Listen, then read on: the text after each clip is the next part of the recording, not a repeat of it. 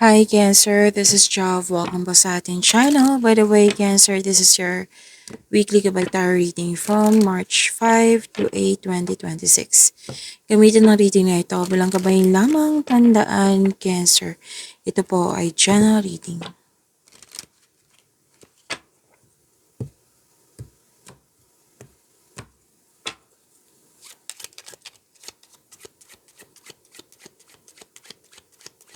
Mga parating pa para kay Cancer ngayong March 5 to 8, 2026.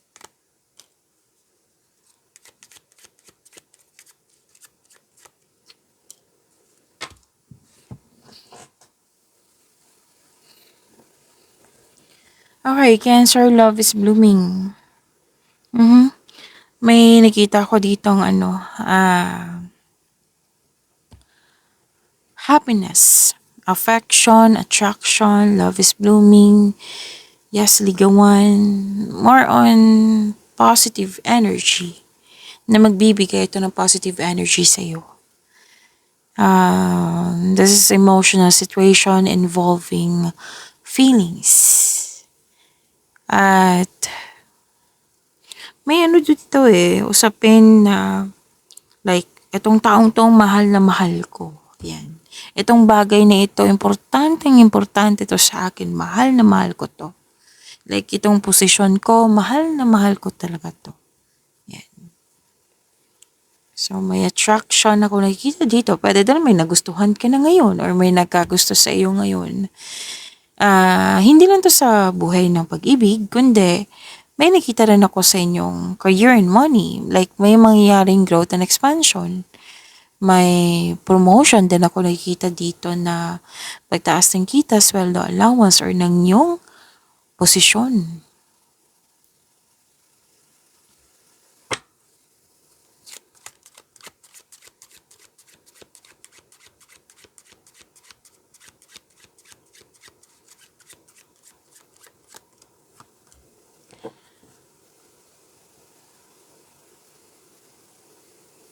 May usapin tungkol sa disconnection. Pwedeng sa isang tao, like nagkaroon ng unresolved issues sa isang tao. May sabi din dito na some of you, pwede din jowa mo to ha, pwede din ikaw to, like nag-desire na maging, like gusto kong maging wife mo. Gusto mo kong maging wife na ako. Like may desire akong nakikita dito. Pwede din may malaking influence ng isang wife dito. Pwedeng ikaw to, pwedeng siya. And pwedeng malaki talaga ang influence niya sa iyo.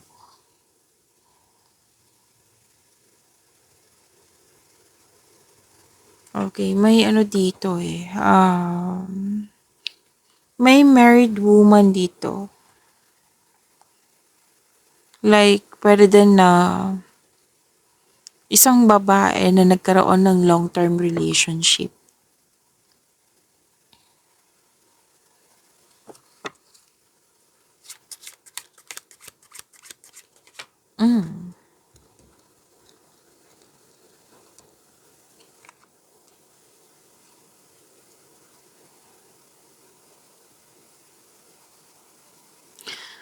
Okay, may babae din dito pero this time single tong nakikita ko.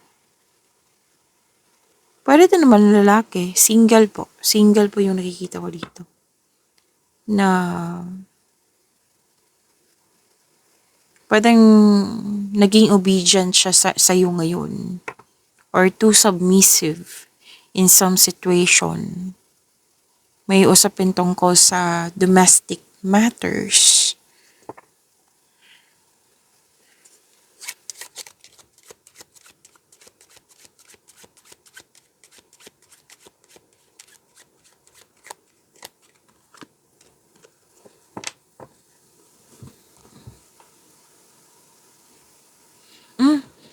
Okay, Cancer. Actually, okay. So, ito muna. Marami ko kasi akong nakikita dito. So, isa-isahin ko lang ha. Tandaan po, this is general reading, Cancer. Okay. May nakita kasi akong cheater dito. Cancer. cheater, mandaraya, tuso, mandaraya. At,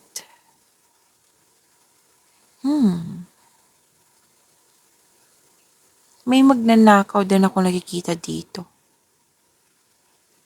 Okay, may sabi kasi dito na ingat kayo sa bagay na mahalaga sa'yo.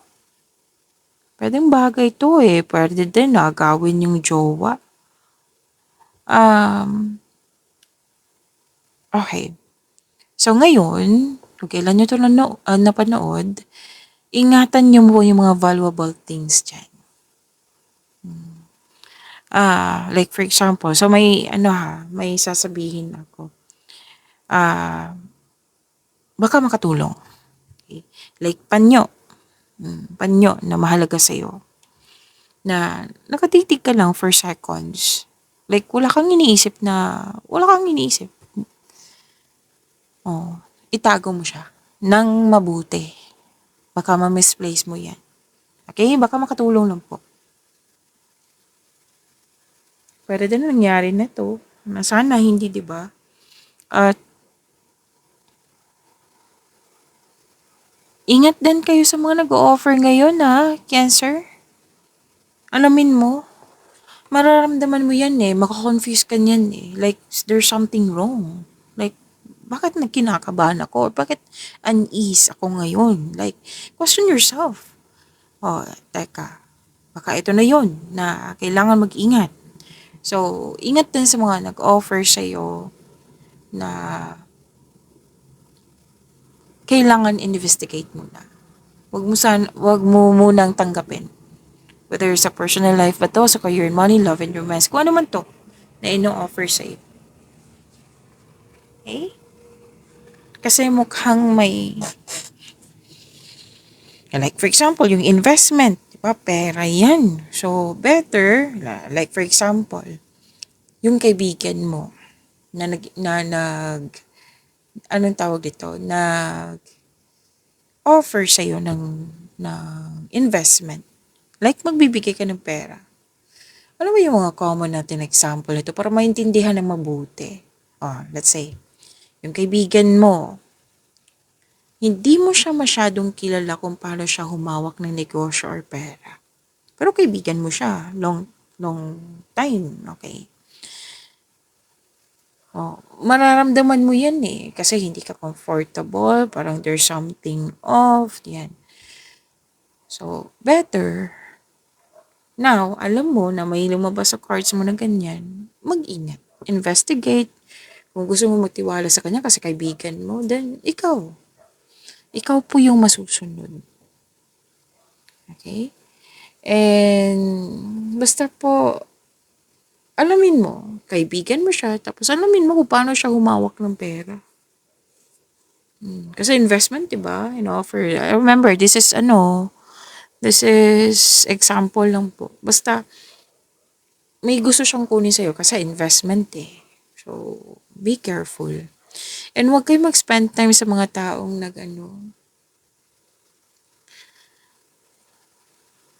Okay, pasensya na po naputol yung video. Kung sanat po tayo.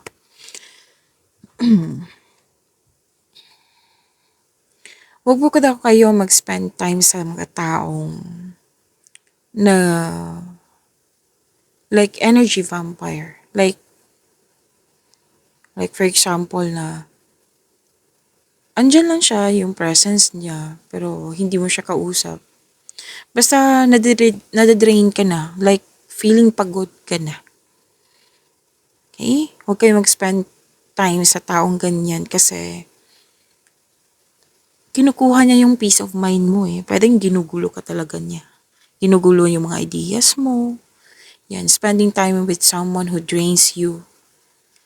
Na, this is a form of, kasi, like, ninanakaw talaga yung peace of mind mo. Ginugulo ka.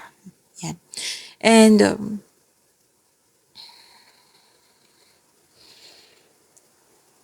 So, be careful na kayo ha sa mga valuable dyan. Kung pwedeng sa things, sa opportunities, pwedeng aagawin yung jowa. Basta, alam mo to. Kasi nakikita ko dito na hindi ka na comfortable. Okay? And may ano dito eh. Something or someone taken away yan. Pwedeng loss of connection to. Kasi nagkaroon na ng conflict. And be careful kayo sa morning nyo ngayon ha. Kailangan maging control, monitor, and save. Huwag nyo hayaan na magkaroon ng money troubles. Okay? Kung nagkaroon ng money troubles ngayon, then find a way. Kumbaga kung napagod kayo sa kakaisip, pahinga muna, tapos balik, pag na-re-energize na kayo, balik kayo, at hanap na kayo ng solusyon. Okay? And nakikita ko rin dito na may taong hindi anas sa'yo. Pero din na may nag-take advantage sa'yo habang nagsasalita ako, may nagsabi din ng ganyan.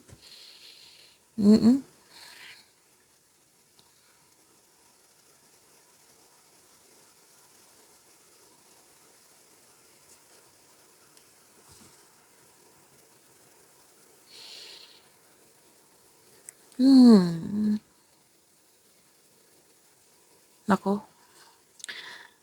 So, kunin ko muna bago ako magsalita. Kasi, okay, saglit lang po.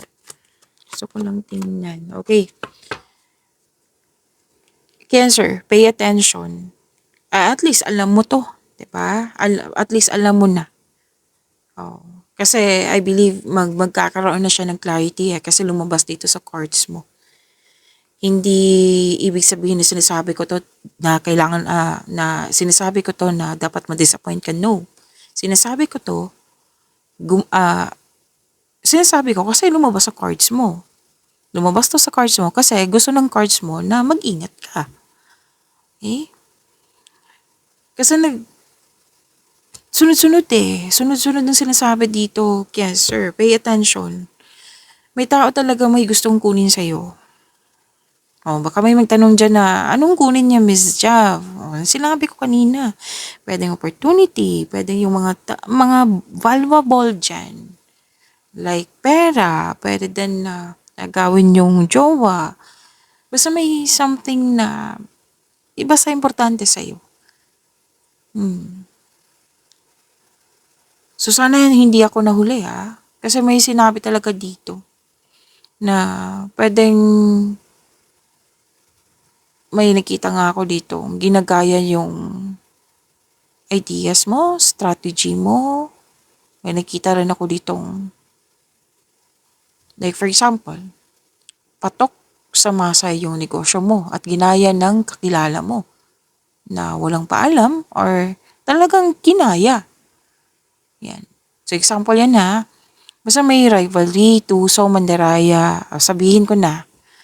Para may mga idea na kayo. Competitor, enemy. Malalaman mo to. Sinabi ng card. Makinig kayo sa inyong intuition. Pero I believe alam mo na to. Kasi nakikita ko talaga dito na hindi ka comfortable na. May sekreto kang malalaman, mabubulgar. May taong abuso. Nagtabi talaga sila. Kitang-kita ko dito. Pwede din po na may tao dyan na hindi, may tao dyan, nakikita ko kasi na may tao na like kahit anong gawin mo na in-explain mo sa kanya yung punto mo, hindi talaga kayo magkakasundo. Like, kontra siya. Like, magkaiba talaga yung ugali, hindi kayo magkasundo. So, pwede ma-provoke kayo nito ha, na sana'y maiwasan, sana'y makontrol natin, or umiwas na lang sana, kung pwede po. Yung sinabi kanina na energy vampire, nakikita ko dito self-doubt. Ito yung dahilan nagkakaroon ka na ng self-doubt kasi ginugulo ka ng taong ito. May sinabi din dito. Di ba may sabi na hindi nagsasabi ng totoo. May impostor eh. So, ingat talaga kayo sa kanya. Kasi kung hindi kayo mag-iingat, talagang matitrigger yung weakness nyo. Ginugulo kayo. Okay? Yan, sir. At least alam nyo. At least alam nyo kung ano yung dapat iwasan, na maging careful kayo. Yan.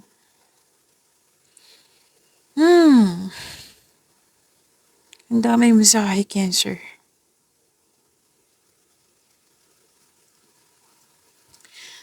So, may sabi din dito na, pwede din po na, okay, may sabi dito na para kang nakatali sa isang bagay, sa isang sitwasyon at sa isang, pwede din sa isang tao at ikaw ay nahihirapan. Like, kailangan ng freedom nito eh. Kailangan palayain mo yung sarili mo. Kasi nga, di ba sinabi kanina na kung hindi ka mag-iingat, matitrigger talaga yung weakness mo. Magkakosto ng loneliness, disappointment. So, kailangan mag-ingat. Sinasabi kasi ng card dito, hindi siya, yung sinabi kanina ha, hindi ibig sabihin na sinasabihan kayo para ma-disappoint kayo. Hindi. Lumabas tong cards nito para bigyan ng, pag ano yung, i-remind ka na mag-ingat. Mag-ingat. Na kung ano yung dapat iwasan para hindi magkaroon ng blockages. Yan. Let's say, nangyari na. So, you have to move forward, make change. Hindi naman dapat na kailangan na makatali ka sa isang bagay, sitwasyon, na nahihirapan ka na. So, hindi mo naman deserve yan, Cancer. Loss of freedom nakikita ko dito eh. So, huwag kayo magpabaya ha. Kasi kung magpabaya kayo, may sisi ako nakikita dito. Ang sabi ng card, stop punishing yourself. Sabi ng card, stop punishing yourself. Cancer. Question yourself. Deserve mo ba to? Di ba? Hindi. Oh.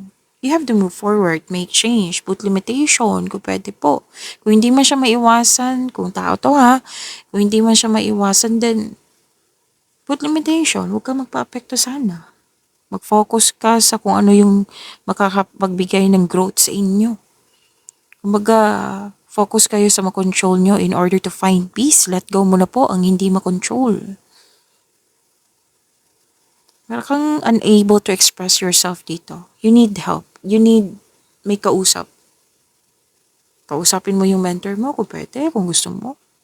Huwag kayo mag-create ng blockages. Pwede din na hindi nag-usap na dito kasi may loss of connection ako nakikita dito. May nakikita po akong buntis dito. Buntis po. Okay? Maraming mensahe. Cancer.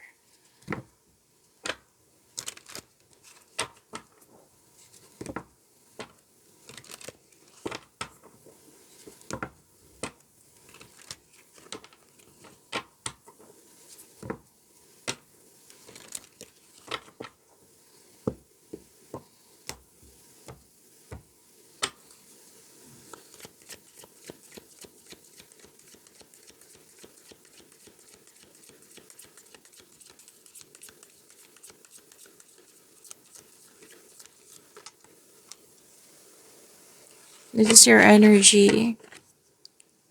Cancer. Baka may nabanggit akong Aquarius ha. This reading is for Cancer. Kasi may nagsabi sa akin, Aquarius. Baka iniisip kayo ni Aquarius. Or kayo ang nag-iisip kay Aquarius.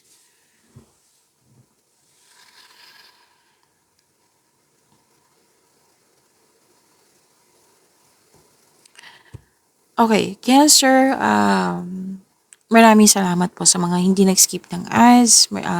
Subscribe na po kayo at click bell notification para updated po kayo sa reading natin. And para po sa mga gusto magpa-reading po, comment po kayo ng personal reading and check mo reply sa comment section.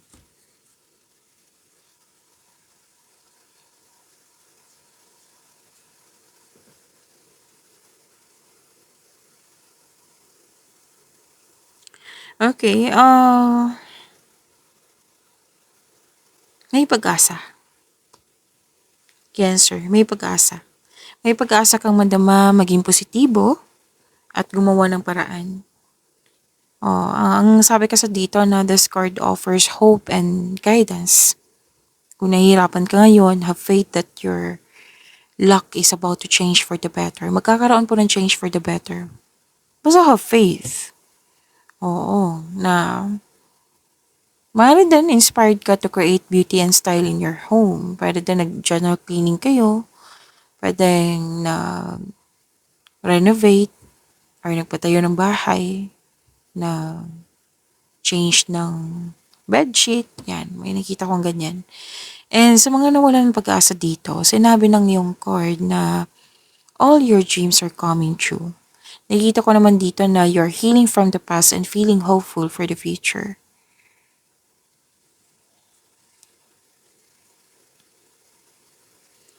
So, you're in a process on healing. May nakita rin ako ditong relasyon na kalma kayo, nagkaroon ng pagkakaisa.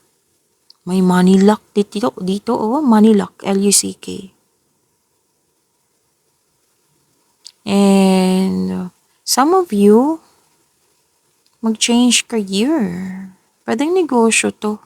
Okay, sa mga nag-iisip dyan ng negosyo, magagamit nyo po yung talento nyo, hidden talent nyo sa negosyo na ito. And this is also awards and fame, Cancer.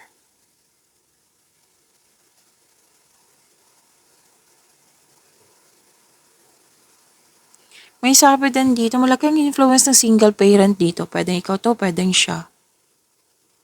Tapos may gagawa ka ng desisyon. So, mas ginagamit mo yung lohika dito at katwiran kaysa sa emotion. Tapos nakikita ko dito, you're asking for... Excuse me, kailangan ko mag-burp. Parang may kausap ka dito na pwedeng mentor mo to. Na maaari makatulong sa sitwasyon mo ngayon. Tapos sabi ng card na kailangan ng aksyon. 'Di ba may nagawang desisyon. So kailangan ng aksyon, maggawa ng diskarte para masunod tong layunin mo sa buhay. Okay?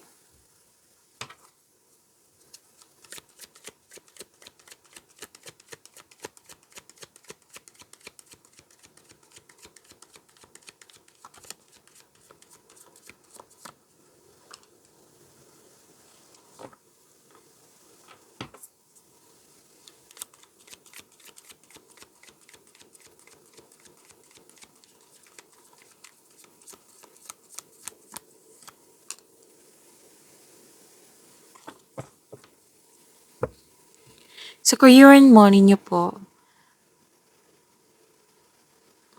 pagtatapos ito ng mapait na sinapit.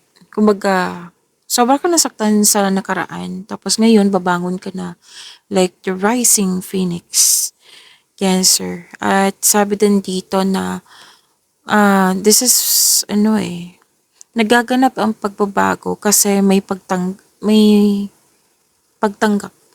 Like, thankful ka kasi may acceptance na nangyari.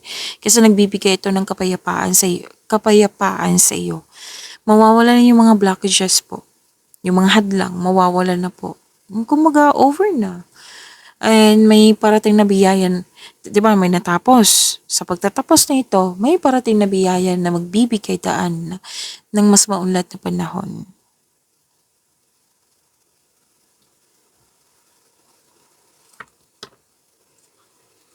So, sa mga nangyari po na pagbabago, pagtatapos at pagbabago, mas lumawak yung ambisyon mo sa buhay. At sabi din dito na dalawang card kasi nagsabi dito na isang bagong chance para sa paglago ng iyong career and money. Tapos, please know that you are divinely guided.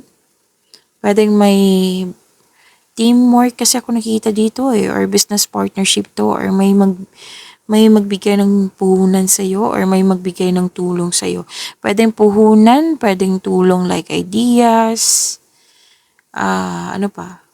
experiences, yan. Yung para palakihin ang iyong mga idea at dalhin ang iyong mga plano sa susunod na antas.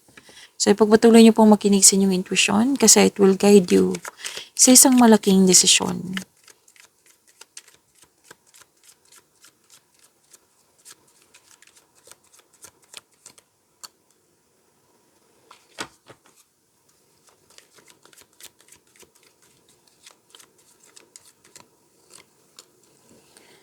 Love life, self-love, partnership, and romance.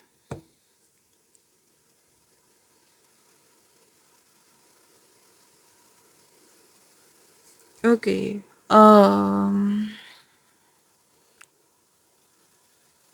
Cancer. Huwag niyong kalimutan na mag-subscribe sa channel natin at i-click yung bell notification para updated po kayo sa reading natin. Inom muna ako ng tubig, saglit lang po.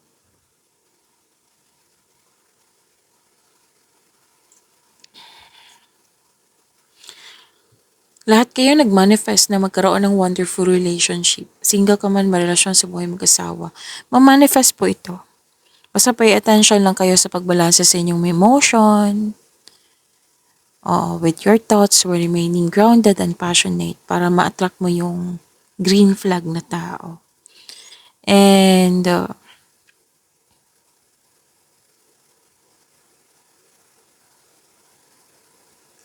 so sa mga single dyan, maaari makatagpo ka ng new partner through friends. Tapos sa mga marelasyon sa buhay mag-asawa, may date, group date, monthsary ba to, anniversary, or any kind of achievement. Nag-celebrate po kayo. Actually, this togetherness, this is also Miss a stress reliever. Cancer. Pagyamanin niyo po yung blessings sa binigay sa inyo. Cancer, see you tomorrow. Maraming salamat po.